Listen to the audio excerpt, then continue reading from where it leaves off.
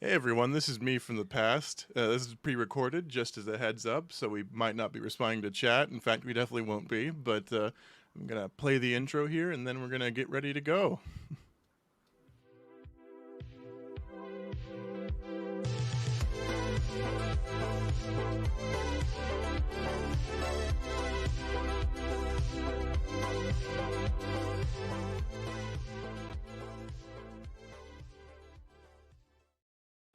All right, so this is another one you hadn't seen before, huh? Well, I think I had seen this one before, but I didn't remember all of it. But That's fair. actually, I want to catch you out on something you said there, Oh, having to do with sort of the thoughts we ended the actual viewing of the movie on, which is the question of, is this a Christmas movie, right?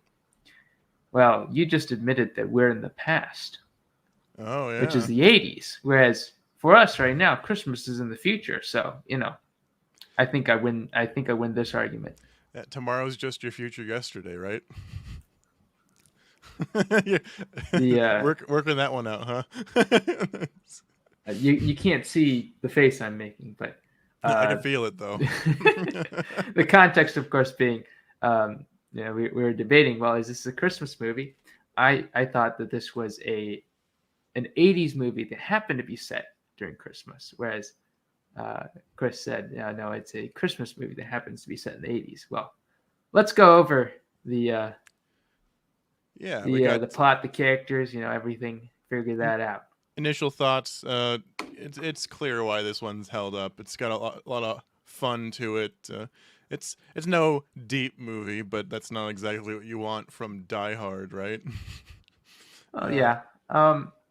I think you bring up what is something that we noted almost throughout the entire movie, almost every scene is it's a very fun, feel good kind of movie, which is something kind of strange to say of a bunch of thieves posing as international terrorists going around shooting people and so on and so forth. But um, yeah, I was gonna say that first scene where they're coming in and he's pretending to talk about football or something, and then shoots the guy. Even there, he was having fun. yeah, One of the goons. the villains are having fun. Um, they're very almost jovially evil. Like I kept saying, it's like an Ocean's 11, Ocean's, that kind of team of thieves. Yeah, in Um, another film, we'd be on the opposite side, right? yeah, and you know, uh, our star, Mr. Diehard himself. He's John Die always Hard. John Diehard. He's got his little wisecracks. He's got a lot of warm feelings. This isn't a movie where you have to see him go through all sorts of hardships to finally crack and see that he actually loves the girl or his family or anything like that. Now there is. Well, shall we get around to that? Well, we'll get to that when we get to that. But that's not really the central conflict here, right? It's not that kind of dad movie. And it's established very early on that the characters that we're rooting for are all genuinely nice people. Yeah, you see that everybody in this film is, well, I mean, save the villains and maybe that one guy who's like the sleazeball, but whatever. The main cast all seem to be trying to do their best with whatever their problem is, even as far Right. as that the beat cop with his Twinkies. Yeah. um, the film centers around, of course, if you haven't heard about it, the character John McClane. He's going to visit his estranged wife in California, trying to reconnect around Christmas time at a holiday party, and things go downhill and uphill from there. Right. They're estranged but not divorced, right? No, they're not I divorced. I feel like that's another sort of um, kind of '80s thing. It's really the start of this whole sort of economic situation. But these aren't people they're just divorcing because they don't get along with each other, right? Which I Yeah, feel is there's sort of more common in modern movie setups and just more yeah, common in modern society.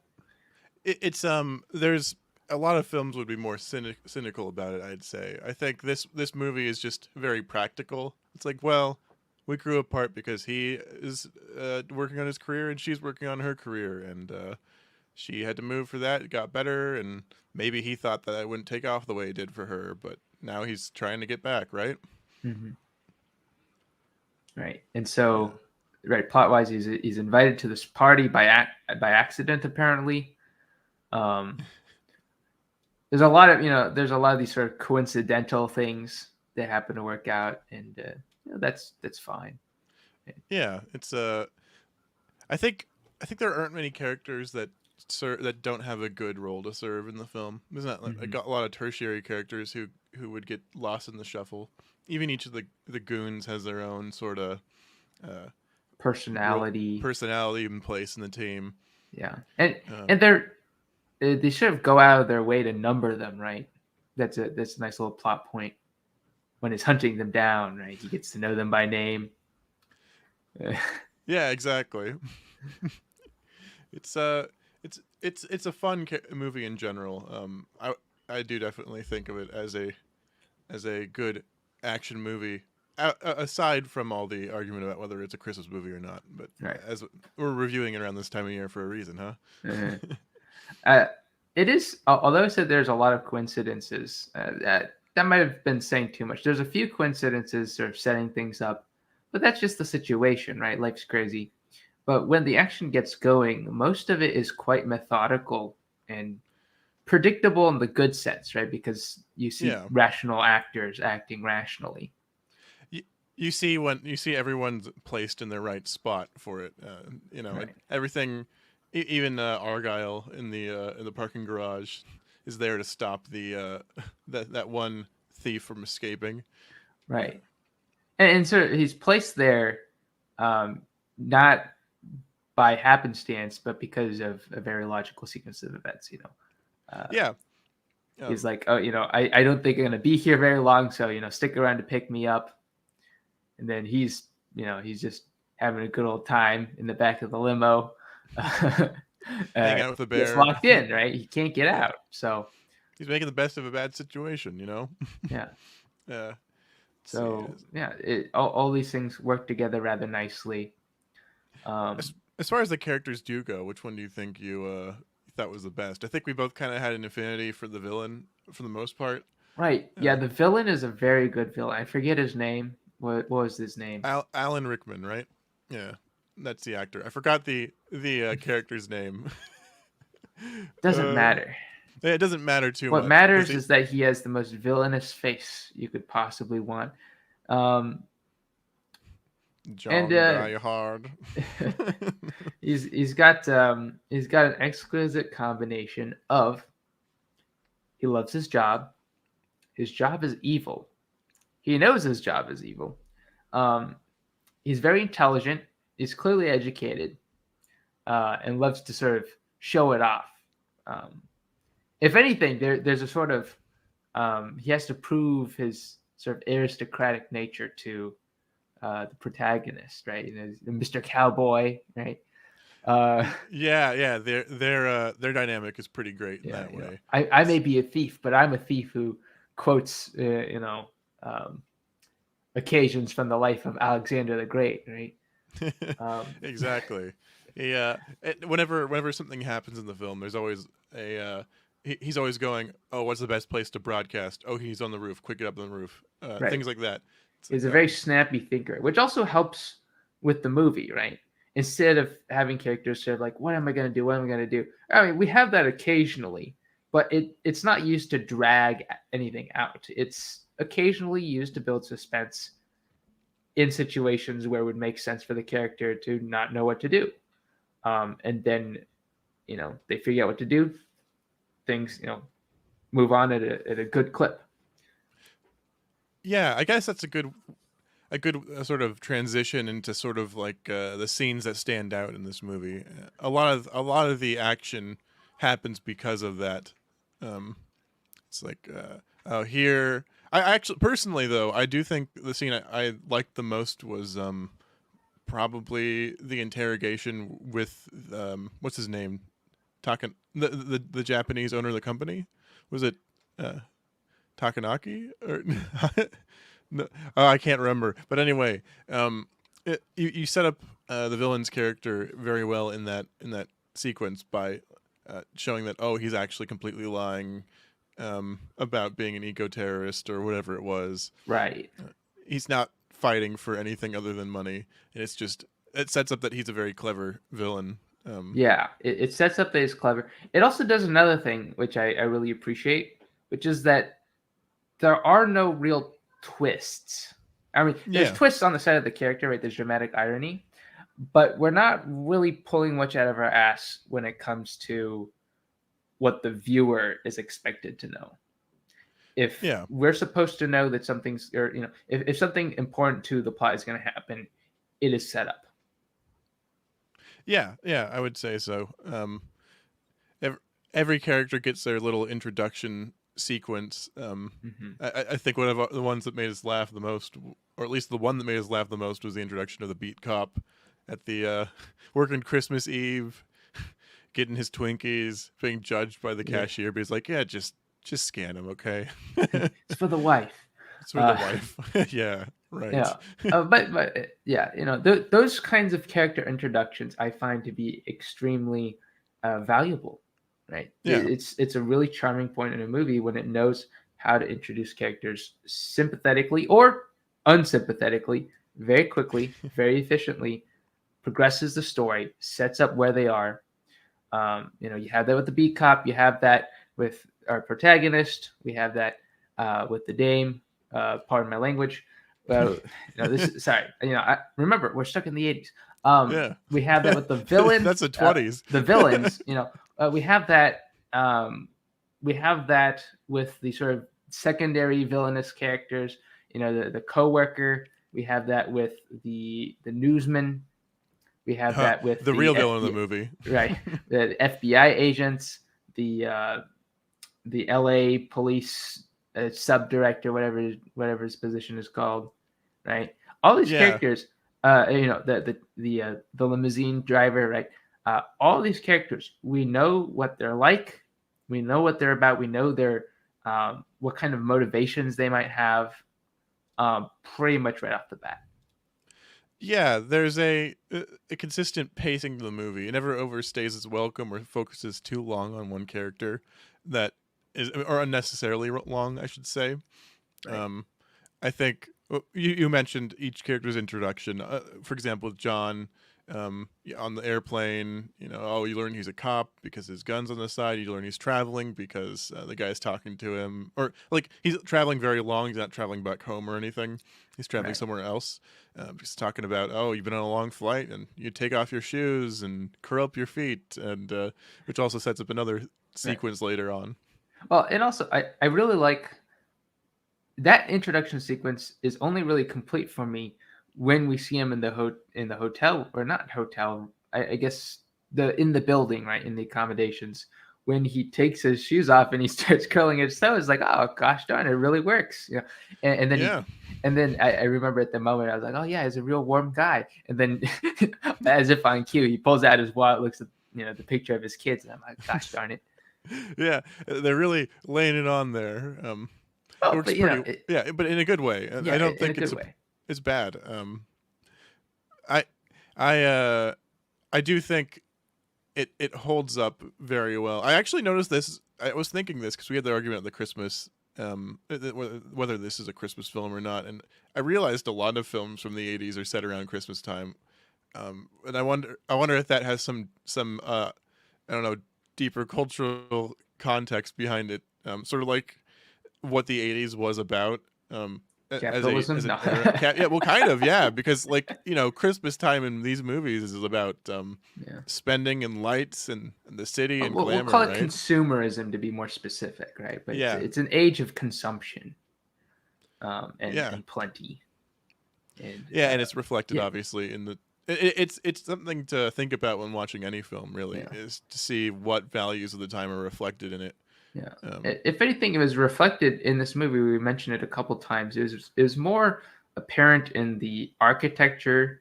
I mean, it's kind of significant that this all takes place in a building that's in the middle of construction, with a lot of money in the basement. Yeah, we got like a sort of a pseudo smart building, right? Like kind of the incoming technology of the time. Like, it's very computerized. We got the touch screen. We got the jewelry, right? And it sort of is, what we might consider a little bit kitsch today, Hmm. but there's just a lot of gold. It's sort of the not quite Art Deco, but the '80s version of that. Yeah, the way that the stark lines of the concrete kind of mesh with the metal of the buildings, and Oh, the and way they everything's light sort the of place. gilded. Yeah, exactly. That it lends itself to sort of this era of plenty feel, which is Yeah, not necessarily anything that they thought of consciously with the movie. It's just something that yeah, happens at the time, but it's something we noticed in our watch through of it. yeah. And Um, a lot of characters are brought in because of this sort of rising economic tide, right? The limousine driver is his first day on the job. He used to be a cabbie, right? Um, yeah, of course, right. The wife, she's making it big in business, right? She got this job. It's blowing up, right? This company is hitting new milestones. Um, that's where the conflict really comes from because someone wants that money. yeah. Even the criminals are white collar criminals. This is a rich person's crime almost. I would say. It'd be a rich person's crime if he makes it out. Well, on the other hand, he does come in with quite the arsenal. So Yeah. Um, I think. Let's see. So, as far as the roles go, I think uh, John McClane as played by Bruce Willis is great. It's really funny to think at the time that he was only known for like romantic comedies, and so this was like a something of a risk, and everybody laughed at the poster for this film with him on it initially because they just couldn't take the idea of him being an action star and how much that's changed over the years. Um, I wonder if a lot of the warmth of his character comes from having that sort of background. I would argue that's probably why they cast him, uh, to make him more sympathetic or maybe more believable to the audience of the time in that sort of romantic role with his wife and like the motivation for everything. I don't know if that's necessarily the case. I haven't read much about that, but it could I be. think it works. Yeah, I would say so. Alan Rickman is generally good in the movie. I think he's Yeah. great for most of it, and then there's one sequence that I really don't There's like that at one all. scene that's written. We think it was inserted to sort of move something along that probably didn't need to have the extra reinforcement. Yeah, the conversation between John and insert villain's name here because I can't remember. Google it. Google it. Google it. Um, Quick. we're very Die professional Hard here, folks. villain.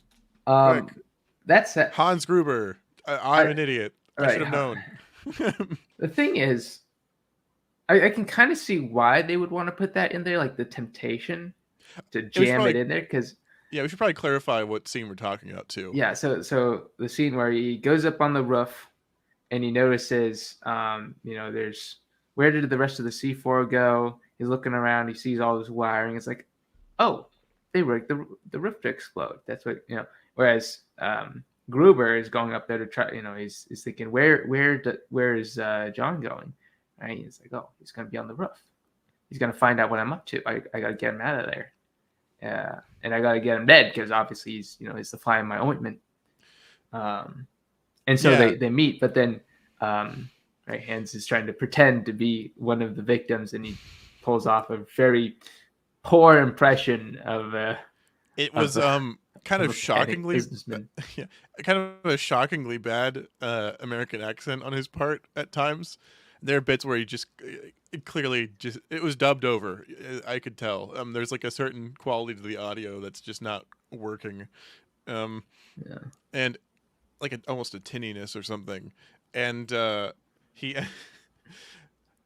he's always like stuttering. He's like yeah, it and seems a bridge too far. Yeah, to yeah. believe. I also don't think that he would have gone up there. That scene seems a little out of character from what we know about him. And that's besides the fact that John's heard his voice before, so he'd recognize the tone even with the accent being different. And B, um, it he's basically saw. I think he did see his face in the scene where the CEO is killed. Um, Yeah, but probably. it solved very quickly. It's over very quickly. It's like, oh, John kind of knew something was going on, and it tested it, but it is a little that is a one scene that feels out of place to me. I Um, think they really just wanted a face to face confrontation in there because they've been sort of on the phone. They're sort of jabbing at each other intellectually, so they need to have him confront him and sort of set up the whole cowboy line and all that. I think that's what's going on, yeah, and of course the scene with the glass, I suppose. But um, they really wanted them to have that tense one on one moment. yeah, I'd agree. That's the purpose of the scene. I just feel it could have been put in a little bit better or Yeah, I, justified a little bit more. I wonder if they took a shot where he was a little too composed, and they're like, oh no, it's gonna make it way too obvious, right? And then they dubbed it over, and it was still too obvious, but in a Yeah. different way. Yeah, it was a strange choice, but it didn't really mar the enjoyment too much. It just because of how consistent the rest of the film had been in quality, it's the one thing that stood out. And it is right, because it's unnecessary. You can sort of forget about it, and it doesn't change the film that much. You're not saying, well, now everything that comes after this is dependent on this little Jar Jar bit or whatever. Yeah, Um, so the Hans lore Gruber. doesn't hinge on it, Yeah, and Hans Gruber is a funnier character than we've ever had before. uh, and also and also it's right around like maybe the midpoint of the movie, right? It's not too soon before the end of the movie. Let's put it Yeah, that I way. think There's a it's lot something of like action. yeah, it's something towards like the Maybe two third thirds. quarter. Yeah. Yeah, maybe a third quarter, 2/3, something around there. Um, so it's fine. Yeah. Beyond that, the scenes are pretty good at setting up motivation. Like for example, the larger what was there was that one guy I kept commenting looked a bit like Jeffrey Jeffrey Dahmer. Dahmer because he definitely Yeah. looked like Jeffrey Dahmer. And it was probably intentional. His brother after that character is killed is very angry, which sets up the direct fist fight with John later on in the film. He's also kind of the right hand man in a way to Hans. So What was his name? It was like Klaus or something? yeah, something like that. It's a very German sounding name. Yeah, yeah, he definitely. I think but I read something that they wanted them all to be German, but they basically hired them mostly for their physical appearance. So not many of them actually spoke German or were even close to Germanic. It's probably why they don't Um, talk too much. I mean, it works out. yeah, Let Carl. It, it, Carl, right. Carl Yeah. Vresky. But let Yes. let Gruber do the talking because he does it Hmm. very well. Everybody else, that was something I did appreciate as well. Is that to do a job like this, you'd have to be very trusting of your team, and everybody acts that way. Hmm. Whenever Han says something, they do it. There's like a consistency with the characters, which is nice. Right. Um, let's see. That was other than that. Favorite scenes. I enjoyed that sequence when he was trying to get the attention of the beat cop, uh, Right. and knocked the body out the window, to land on the car, and then everything that happened after that was great. Where he's just backing up while being shot, while his car is being shot at, and that sort of thing. It was that's been a fun experience for him, I Yeah. imagine. I will Falls say back. that does culminate eventually in maybe one of the other more questionable scenes in the movie. Um, I think I know which one you're talking about, but yeah, right. And it's something that's not really established early on, right? So it kind of comes out a little weird in that way too. It's like with the beat cop, like hmm John's asking him, we're both cops, like we know things happen in the past. Is like I shot a kid. I think that was on the radio, so that's established like yeah, midway through the story. But like the yes, conclusion of is I've never shot again. And then and the then conclusion of the story is he, sh- he learns to shoot. he learns to be okay with shooting again. And Just I'm like, I don't know, man. yeah, I don't think we have that plot beat, no, today. it would not be in a modern film. Like I would not put that in a movie even as a Yeah, joke. it definitely works for that character, but at the same time, it I is I it don't is think it really works for that character, honest. I mean, like, I get that his like, it's like, yeah, I've overcome my trauma because in the heat of the moment, like, I knew what I needed to do, and this is like a clear cut case, and I can get over my trauma. But on the other hand, it was kind of sudden, even in terms of like, you know, yeah, yeah. I mean, you had to a give him movie something to do in the plot beat. movie. And I mean, you had to give him I, something to do. I almost let me put it this way: if we cut out that entire story beat entirely, I think it would still have been a fine character, maybe even a better character, and Yeah, like it would have just been no, this guy who's been sitting down there, finally gets in on the action, so to speak, and saves the protagonist. Like that would have been totally fine, I think. yeah, I'd say so. I think,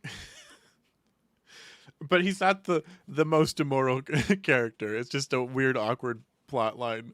He's a good. The actor's very. He's got like a warmth to him. I say. Yeah, And this is the first long distance cop, buddy cop movie. I would say. the long distance. It's the '80s now. We can have buddy cops by telephone. Exactly. No, the worst character in this movie, even worse than Hans to me, is the reporter. Morally worse, you mean, right? Morally worse, yeah. Yeah. Morally worse, yeah. The reporter is, yeah. Also that coworker, right? Oh yeah, Yeah, it sells him out. yeah. Like I said in the viewing, that was the most satisfying scene when Yeah. He's when his extremely hateable because he's evil and an idiot. yeah, Um, he's a bootlicker and a moron. yeah. So uh, that sequence he's trying to negotiate a deal really doesn't pan out so well for him. it also the contrast between him and John, pardon? No, not or John. Hans. No, Which character? Which role it's were they in? McLean. Yeah, John McClane. No, his wife. Oh, Mom McClane. Please. I did. Go Google it. Go Google it. Yeah, yeah, yeah. Before we lose any last shred of respectability. No, but like I really like that contrast there, right? Because he's Holly negotiating. Gennaro. Yeah, Holly. Yeah. Holly. I changed my last name, right? Mm-hmm. But like she's established very well as a constant character because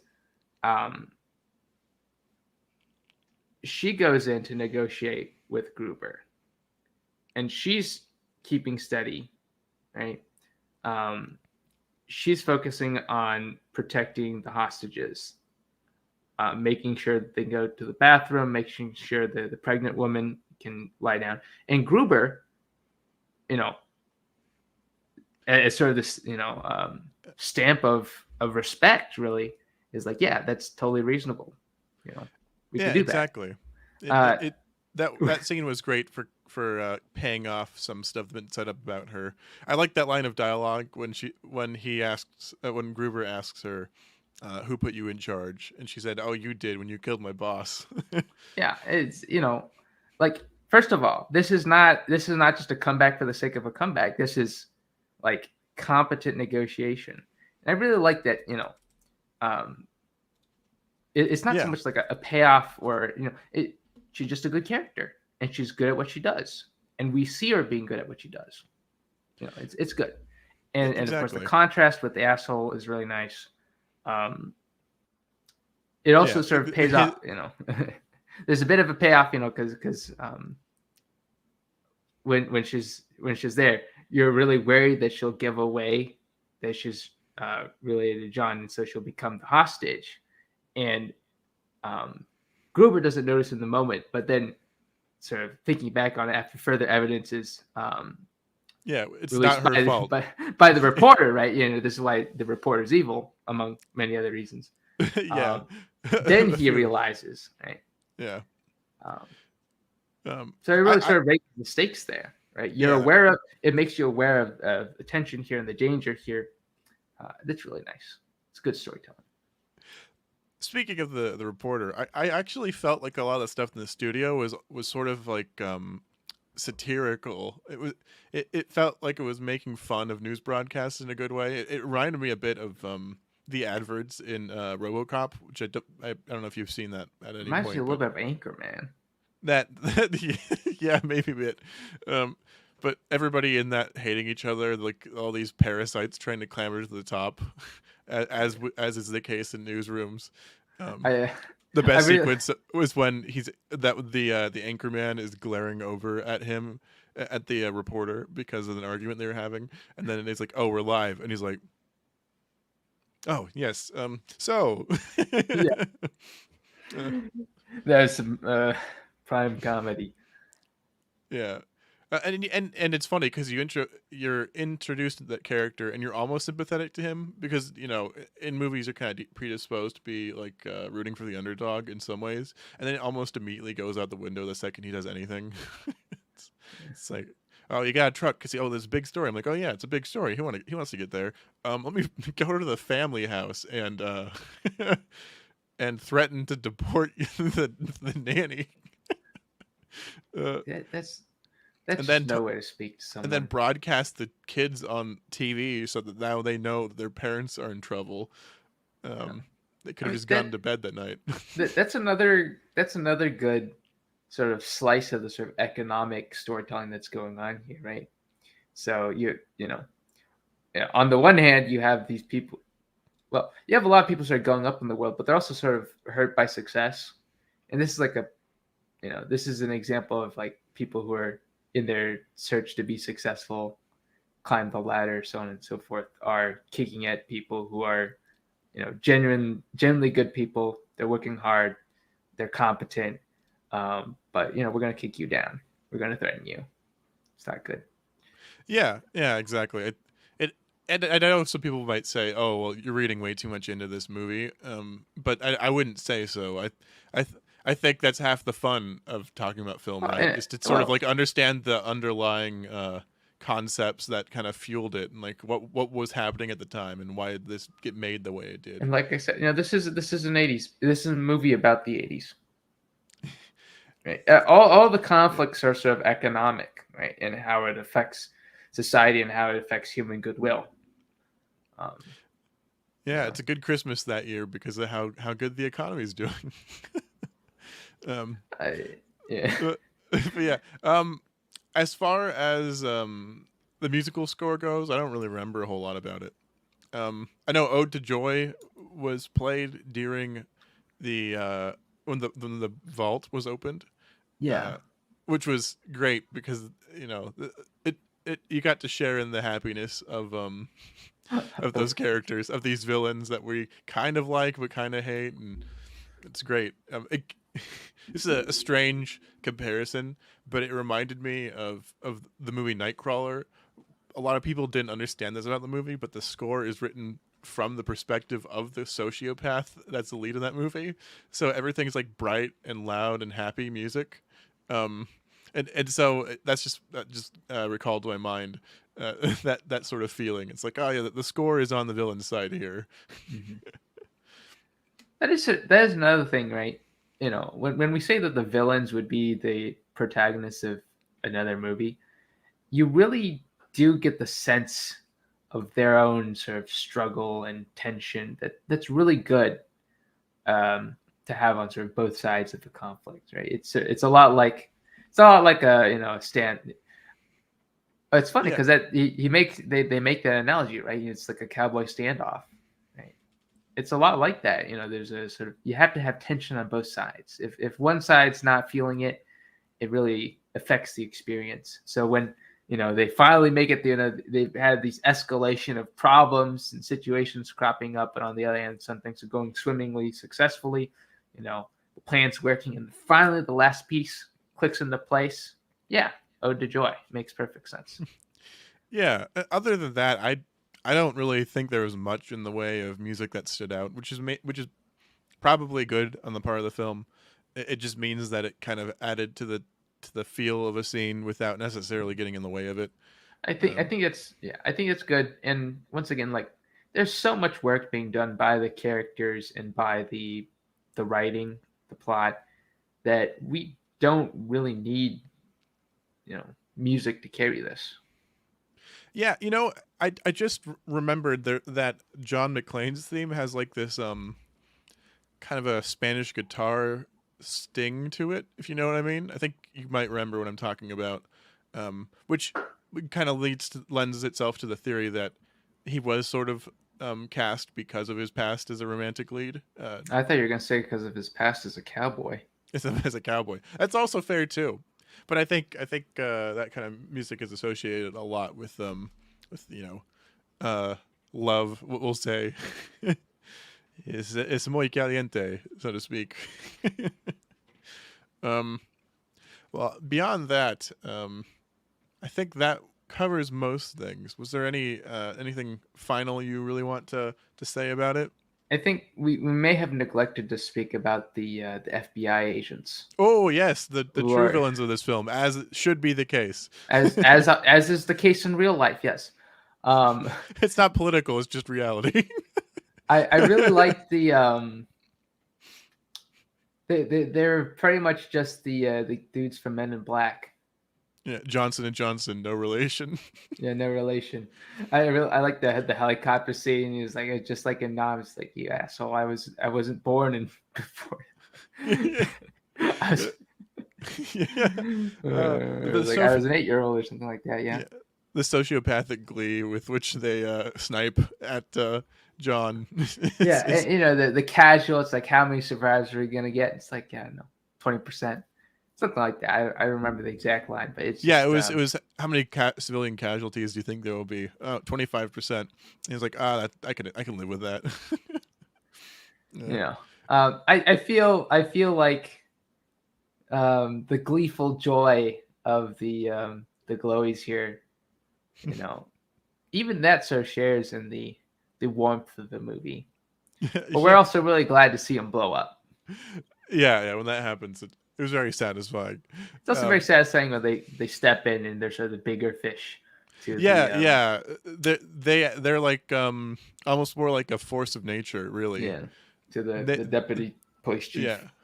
they add tension, and then you get empathy or sympathy with the deputy chief, who nobody really liked initially because he's cast for being the guy who's always wrong, uh, as he Well, was in he's Breakfast Club, and he's an asshole, but I think this excuses him not being blown up before the end of the movie. exactly, yeah. He made a pretty grave tactical mistake though, with sending the men with the tank, but it's like It's an yeah, armored vehicle. well, yeah. what do Uh, you? I Yeah, mean, yeah. Um, yeah. So but that leaves him and the anchorman as the only a-holes that weren't punished. I feel like in the whole movie, which once again yeah, is a very feel yeah. good thing, at the end of a movie to see all the bad guys blow up. I mean, to be fair, the Anchorman was slapped live on TV, so that was Oh, that that's was true. yeah. So really, it's the deputy, but I think the deputy chief kind of not exactly redeems himself, but endears himself a little bit more, I'd say. So I'm okay with him not exactly getting his comeuppance there. Everything in the script kind of ties itself together in a good way. That's the mark of a good movie to me. Is Yeah, and obviously with that we get rid of that one scene, but at the end of the day, it doesn't really mess it up too much. yeah, exactly. Um, yeah, great movie, great Christmas movie slash '80s action Yeah. movie slash whatever you want to call it. Well paced, feel good violence in Exactly. a world corrupted, but not entirely by corporations, human greed, consumerism, and sacrificing family life for business. In a world soaked in it, but Yeah, not in a corrupted world. yet. Yeah, exactly. And that's really an optimism that we could kind of live by today. Yeah. If there, Oh. if anything, even getting to live in such a sort of economically upward world is almost a Woo. fantasy. to Next enjoy. recession incoming. Woo! Merry Yeah. Christmas. Which No, but once again yeah, is my argument for why this is an '80s movie. true. First and Fair, foremost.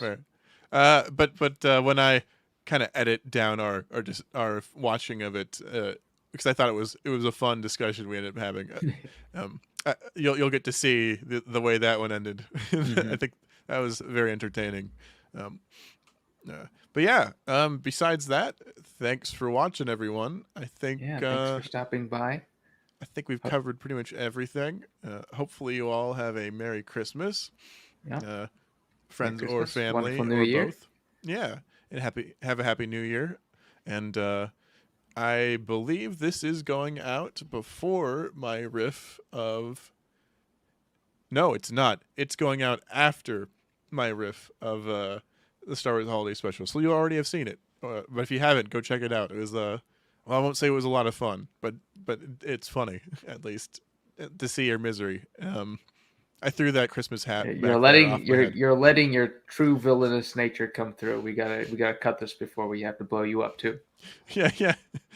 Uh, do you celebrate Life Day? Happy Life Day. Please no. Let me out. Let me out. Uh, Actually, I don't think you know. I was gonna start watching the Star Wars Holiday Special with you now, so get ready. You can't leave. Ah! All right, everyone.